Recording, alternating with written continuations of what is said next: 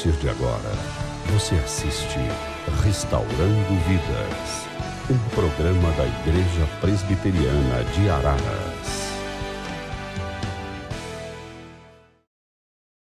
Olá, amigos da Rede Opinião TV, está começando mais um programa Restaurando Vidas pela Igreja Presbiteriana de Araras através da Rede Opinião de TV.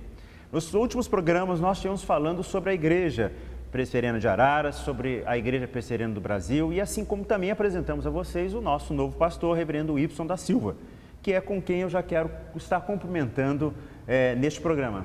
Boa noite, Eliseu. Boa noite, nossos irmãos e amigos que estão em casa. É um prazer estar mais uma vez aqui junto com vocês. Então, reverendo, nós, dando continuidade às nossas mensagens, o que nós queremos levar aos nossos telespectadores aqui de Araras e região, a Igreja Presbiteriana, ela crê que a Bíblia é a palavra de Deus, né? E entendendo, e como regra de fé e prática única nossa, mas nós queremos que você que está em casa possa entender um pouco melhor isto. Nós queremos falar para você sobre a Bíblia, nós vamos estar numa série de mensagens, de programas, estar falando da Bíblia e falando desse Deus que nós cremos. E Deus é algo que nós sabemos que é do senso comum. Se nós formos ver na história, praticamente todas as culturas têm esse senso do divino, essa percepção do divino, de que existe algo superior que transcende ao humano. Isso é alguma coisa que a gente vê em todas as culturas. Nós, inclusive, encontramos aqueles que se dizem crentes, que creem em Deus, aqueles que se dizem ateus, que não creem em Deus, e também encontramos até mesmo os agnósticos, que é aqueles que dizem, já que eu não posso provar que Deus existe, ou também que eu não posso provar que Ele não existe, então eles se encontram nessa classificação aí da nossa cultura, que é o chamado agnóstico. Mas, reverendo, nós vamos estar nesses próximos programas, então, querendo falar sobre essa questão, e eu sei que nada melhor que o reverendo Wilson aqui para estar nos informando e falando algumas coisas sobre essa questão que nós, como Igreja Presbiteriana, uma igreja de confessionalidade reformada, queremos levar para você que está em casa essa ideia. E eu queria perguntar ao reverendo Wilson com relação como se dá a revelação de Deus, né, na história humana. A Bíblia nos revela que Deus se mostra ao ser humano à luz da natureza criada, na forma providencial como Ele mantém essa natureza, de forma bondosa, pela manifestação do seu poder e da sua sabedoria. A palavra de Deus mesmo nos diz, através do Salmo 19, versículo 1, os céus declaram a glória de Deus e o firmamento anuncia as obras de suas mãos.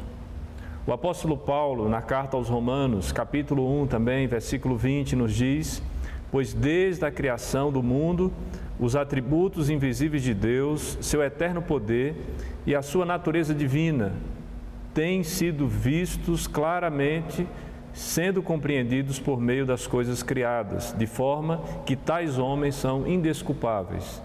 Ou seja, a partir dos textos que nós já citamos, nós temos a constatação de que a própria natureza, quando ela manifesta a sua perfeição, a sua beleza, a sua complexidade, ela em si já revela uma ação de um Deus que vai além da capacidade humana. Um Deus que é perfeito, que é criativo, que é capaz de criar e também de manter tudo aquilo que Ele fez.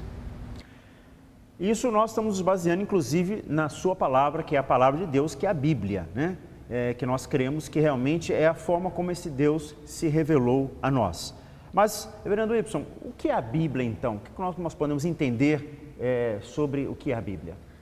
De maneira confessional, nós afirmamos que a palavra de Deus a Bíblia é a palavra de Deus escrita, que foi constituída em Antigo e Novo Testamento, inspirada por Deus, estabelecida como única regra de fé e prática para a igreja cristã.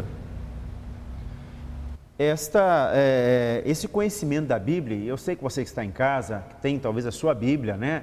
Já deve ter olhado, sua Bíblia tem 66 livros, algumas Bíblias têm mais livros, chega até 73 livros, que são chamados livros apócrifos. Por que essa diferença, reverendo Wilson?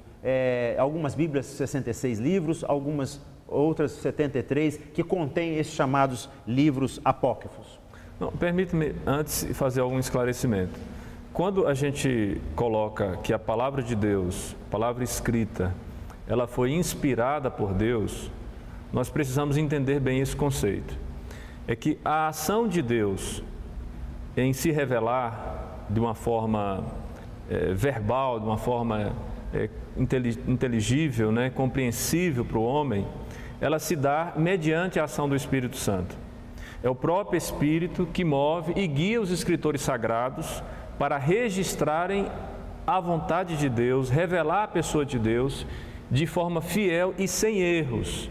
Ou seja, todo o processo de formulação das Escrituras, a preservação das Escrituras também, e a maneira como nós nos aproximamos do texto para entendê-lo, tudo isso requer a participação do Espírito Santo de Deus. E é o que garante a autenticidade do texto, é o que garante a legitimidade do que está sendo revelado, é o que nos autentica como igreja também, no sentido de adotarmos essa palavra como sendo a regra de fé e prática da igreja.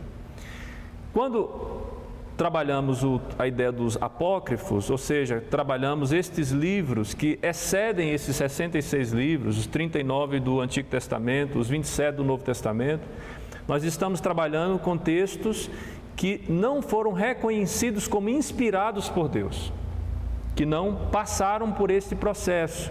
São livros considerados apenas como produção humana. Eles não fazem parte do cano das Escrituras. E aí cabe também uma explicação a respeito do cano. O cano se estabelece quando os pais da igreja sentam e começam então a estabelecer critérios sobre o que seria inspirado por Deus e o que não seria inspirado por Deus. Existiam livros naquela época que já eram utilizados como recurso histórico e que, apesar de serem traduzidos junto com os livros da Bíblia, estes livros não faziam parte do cano ou não faziam parte daqueles livros considerados inspirados. Quando esses homens, esses pais da igreja estabelecem esses livros que seriam de fato considerados livros inspirados, nós vamos observar que a própria Escritura acabava testificando quais seriam esses livros e quais seriam os livros não inspirados, ou os livros apócrifos. A ideia do apócrifo está relacionado, mais uma vez recapitulando, exatamente a isso. Livros não inspirados por fé e prática. Uma boa noite. Uma boa noite a todos. Restaurando Vidas, um programa da Igreja Presbiteriana de Araras.